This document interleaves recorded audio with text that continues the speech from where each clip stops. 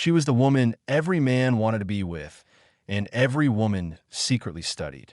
The hair, the smile, the effortless way she filled a room without even trying. For years, she was the definition of Hollywood glamour. A face so perfectly composed it seemed designed by the gods themselves, framed in gold light on magazine covers, on billboards, on the screens of millions of living rooms across America every single week. She looked untouchable. She looked blessed. She looked, by every measure the outside world could see, like someone who had been handed the most beautiful life imaginable and never had to give a single thing back. But here is what the cameras never caught. Here is what the magazine covers never showed. Here is what happened behind the locked doors, in the quiet hours, in the places where no lighting crew could follow and no publicist could spin. What does it actually cost to become an icon? What happens when the woman behind the image begins to crack under the weight of the life everyone else thinks is perfect? And what does it mean to fall, truly fall, when the whole world is watching and secretly waiting to see if you'll ever get back up? This is not the version of her story you've been told before. This is the real one. And by the time it's over, you will never see her the same way again. She was born on September 25th, 1961, in Fort Collins, Colorado, a city that sounds like something from a country song, windswept and wide open, the kind of place where the sky sits so low you feel like you could reach up and touch it. Her name was Heather Locklear, and she came into the world the second daughter of Bill Locklear, a university administrator, and Diane, a homemaker who kept their house in the warm, steady way that certain mothers do, quietly, devotedly, without fanfare or complaint. Fort Collins in the early 1960s was not Hollywood. It was not even close to Hollywood. It was little league games and church on Sundays and neighbors who knew your name. It was the kind of American town where ambition was something you whispered rather than shouted, where fitting in mattered more than standing out, and where a pretty girl was a pretty girl, but a famous one was something from another planet entirely. Heather was a pretty girl. That much was obvious early.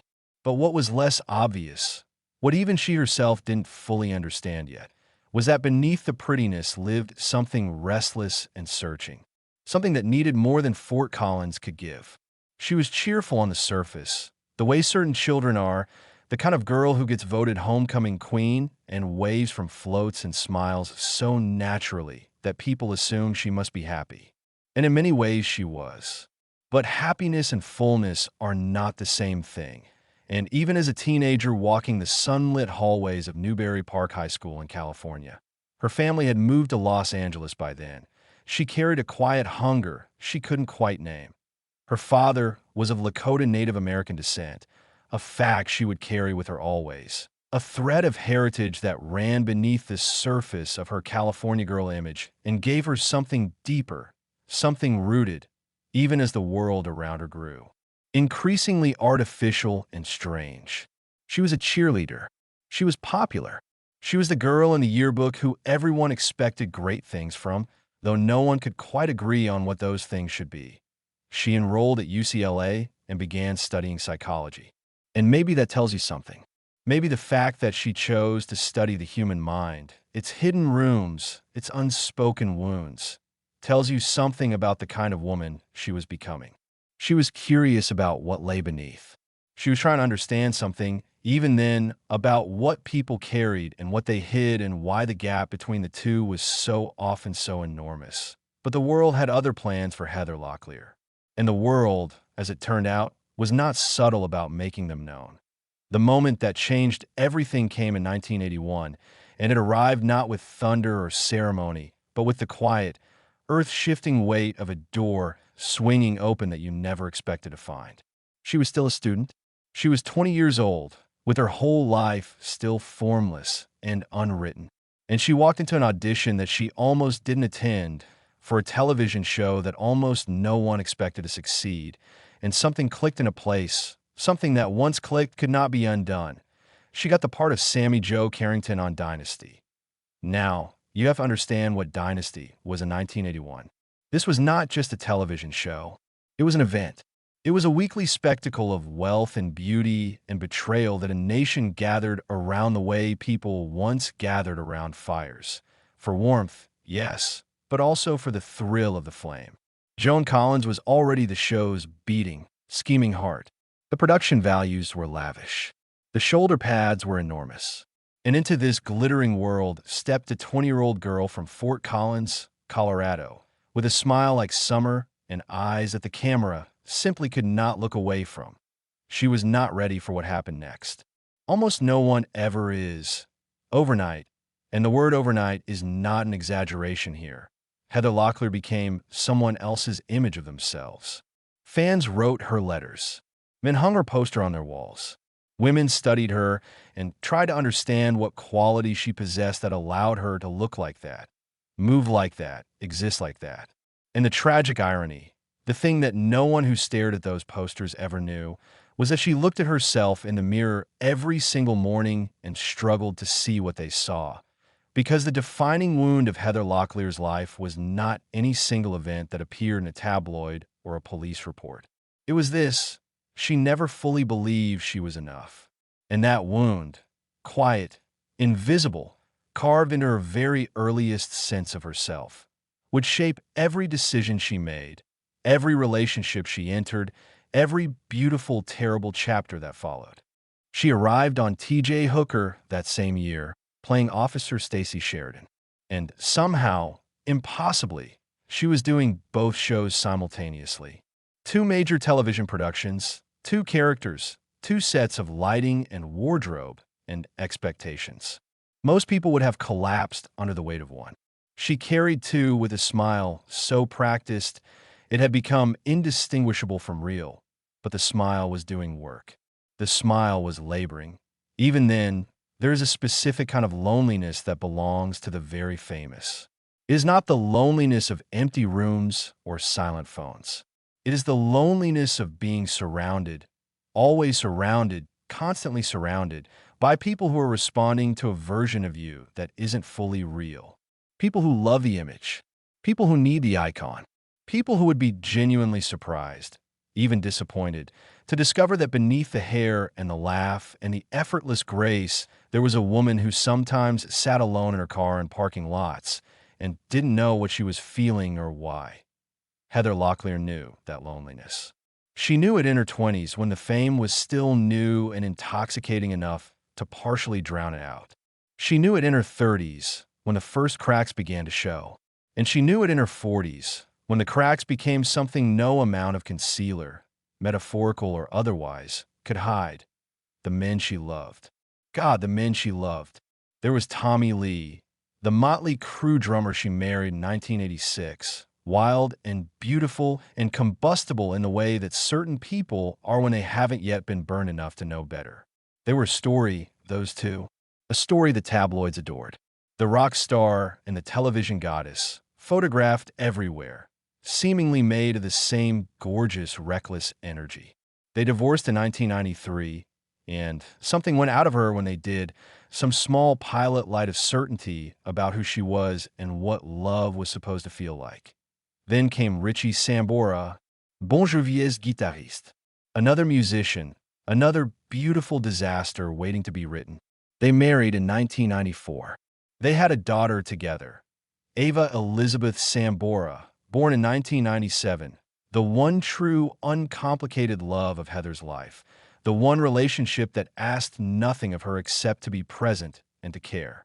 Ava would become, in the years ahead, both her greatest anchor and her most painful mirror, because nothing forces a woman to confront herself quite like raising a daughter who looks at her and sees something absolute and whole. But the marriage to Richie was fracturing even as it was meant to be solid. By 2007, it was over. And now Heather Locklear was 45 years old, twice divorced, a mother, a star whose best years the industry was already beginning to speak about in the past tense. With that particular Hollywood cruelty that masquerades as nostalgia, and she was in more pain than she had ever been equipped to handle alone.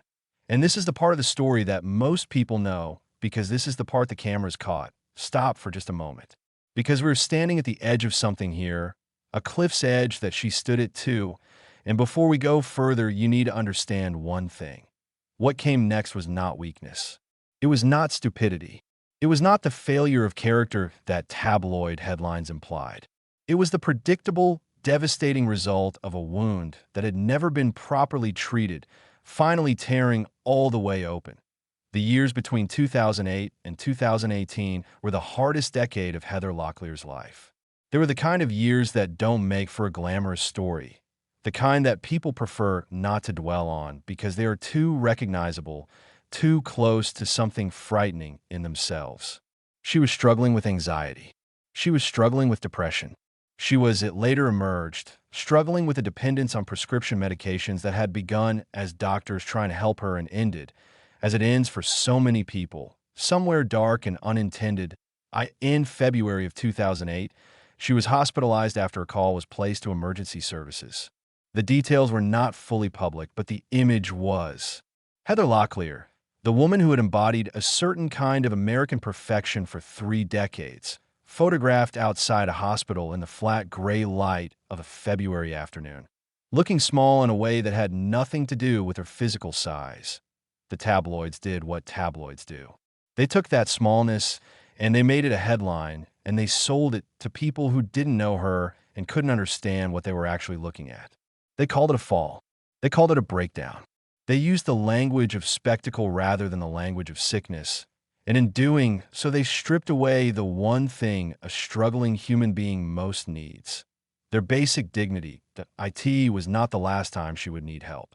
It was not the last time the system would fail her, or she would fail herself, or both would happen simultaneously in the way they so often do when someone is fighting something this hard from the inside. There were more hospitalizations. There were incidents. There were photographs she will never be entirely free of, moments captured and cataloged by people who had no understanding of what they were witnessing. And through all of it, this is the part that matters, her daughter, Ava, never left. The people who actually loved her, who saw past the headlines to the woman underneath, held on. They held on even when she made it difficult. They held on even when holding on hurt. And if Heather Locklear survived the darkest decade of her life, it was not because she was strong enough to hold herself up. It was because enough people loved her enough to hold her up instead. This is what love actually looks like. Not the magazine version. The real one that she first walked onto the set of Melrose Place in 1993 as Amanda Woodward, and the television landscape shifted beneath her feet like a fault line finally giving way. Amanda Woodward was not Sammy Jo Carrington. She was not the sweet young thing trying to find her footing in a world of scheming elders. Amanda was the schemer. Amanda was the power. Amanda was the woman in the sharp blazer, sitting behind the desk, who looked at you across the boardroom table and made you feel, without saying a single word, that she had already won whatever game you were only just beginning to understand was being played, that it was the role of her career. And she knew at the moment she read the first script. What Heather brought to Amanda Woodward was something the show's writers may not have fully anticipated. She brought the full complexity of a woman who understood, from the inside, what it felt like to be beautiful and underestimated at the same time. Amanda was sharp-tongued and morally flexible and fiercely, ferociously competent, and Heather played her with a kind of gleeful intelligence that made the character impossible to dismiss. You couldn't hate Amanda. You wanted to hate her.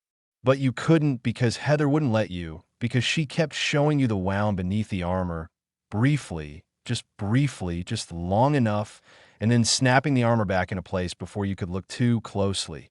The ratings went through the roof. The show, which had been struggling, found its footing with her arrival. Critics who had dismissed Melrose Place as glossy nonsense began writing about it differently.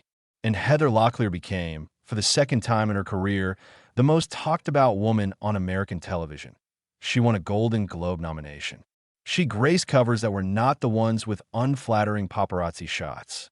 She gave interviews in which she was funny, genuinely, specifically funny, not funny for a pretty woman funny. And people were consistently surprised by this, as though they had been prepared for surface and found, instead, a depth. The reinvention that followed her darkest years was quieter than the rise. It did not come with trumpets. It came the way real healing almost always comes, slowly, unevenly, on ordinary Tuesdays and ordinary Thursdays, in moments of small grace that don't make for compelling headlines, but make for something better, a sustainable life. She entered rehabilitation. She did the work, the unglamorous, unsexy, day-by-day work of excavating the thing that had been hurting her for decades and actually looking at it in the light. She spoke about her mental health in a way that women of her generation were not conditioned to do. Openly, without the carefully managed vagueness that celebrities usually employ when discussing difficulty. She said the words, depression, anxiety, dependence. She said them and let them be real and refused to wrap them in the soft language of euphemism. There was a particular moment in 2020 when she appeared on an episode of a podcast and spoke about her road to recovery, and she said something that landed quietly, but with the weight of a much louder thing. She said she had spent so much of her life performing being okay that she had almost forgotten what actually being okay felt like. And learning the difference, she said, had taken everything she had. That is not the statement of someone who has given up. That is the statement of someone who has gone further into the fire than most people ever go and come out the other side, holding the truth in both hands. Ava, the symbolic thread running through all of it. Her daughter, Ava, born into this beautiful, complicated life, named with a softness that sounds like a breath being released. Ava, who grew up watching her mother struggle and watching her mother fight and watching her mother refuse, finally, to disappear. Ava became a model. Ava became, by all accounts, a woman who carries herself with a certain settled confidence that suggests she was raised by someone who taught her, through both failure and triumph, that being human is the only credential that matters. T64. Heather Locklear has arrived somewhere that looks almost nothing like where the world imagined she'd end up. The tabloids imagined something worse. The cynics imagined something cautionary. But the reality is quieter and more dignified than either. She is a grandmother, or speaks warmly of the possibility. She is a woman who has spoken about finding genuine faith, not the performative kind, not the Hollywood accessory kind, but the kind you find when you've been in a place dark enough that you understand you cannot light it yourself. She has spoken about prayer, about gratitude, about the profound, almost shocking realization that the life she has now, smaller, less spectacular, less photographed, is the first life she has ever fully inhabited. She has spoken about horses, about the ranch, about physical space and open sky, and the particular peace that comes from being somewhere the cameras cannot follow. She has, in the words she chooses and the way she holds herself now, become a woman at home in her own skin in a way she never was at the height of everything. And if that is not a triumph, then we need to rethink entirely what triumph means. Her legacy is not Melrose Place, though Melrose Place is part of it. Her legacy is not the hair or the smile or the particular way she moved through a scene, though all of those are real. Her legacy is this. She was a woman who was handed a version of the American dream that turned out to be both extraordinary and quietly crushing. And she wore it, and she broke under it, and she got back up, and she wore it differently, and then she put it down and built something that actually fit. That is a story worth telling. That is, if we're being honest, the story most people are actually living, just without the cameras and the magazine covers and the public documentation of every fall. She is a mirror. She always was. That's why you watched her. That's why you're still watching now. Now I need to speak to you directly. You, watching this right now, wherever you are, whatever brought you here. Maybe you clicked because you remembered her from Dynasty, from Melrose Place, from the 90s when she was everywhere and the world was younger and certain things felt more possible. Maybe you clicked because you saw the word tragic and something in you needed to hear someone else's story for a while instead of sitting with your own. Either reason is fine. Both reasons are human. But here is what I need you to take with you. Not a lesson, not a moral, something more specific than that. There's a version of Heather Locklear that the world built. Perfect, luminous, untouchable. And that version was a kind of lie. Not a malicious one, but a lie born of our collective need to have certain people be certain things so we don't have to look too closely at what we ourselves are. We made her into an image, And then we were genuinely shocked when the image cracked. As though images are people. As though icons have the same needs as the rest of us. She was always a person. Ava's mother, Bill and Diane's daughter. A woman from Fort Collins, Colorado, who walked into an audition and walked out into a life she had no roadmap for. A woman who carried a quiet wound for decades before she was brave enough to name it. A woman who fell in the most public way imaginable, and then, in the least public way imaginable, began the long and unglamorous work of getting back up. Think about the smile. The one she wore on all those covers and all those promotional photographs at all those red carpet events. That smile was real, and it was performed simultaneously, and most of us spend our whole lives doing the same thing without a camera anywhere near us. We perform being okay because we are afraid of what will happen if we don't. We wear the smile because the alternative, telling the truth, feels like too much exposure, too much risk, too much of something we cannot name. She learned, eventually, to put the performed smile down. She learned that there was something on the other side of the performance, something less polished, less glamorous, something that didn't photograph as well but felt, for the first time, like her own face. Ava. She did it for Ava, and she did it for herself. In that order, probably, and then later in the other order, and then finally for both at once. So here is the question I'm leaving you with. Not about Heather Locklear, about you. What smile are you wearing right now that belongs to someone else's idea of who you should be? And what would happen, what might actually become possible, if you put it down, even for a moment, even in private, even in the quiet of wherever you are right now?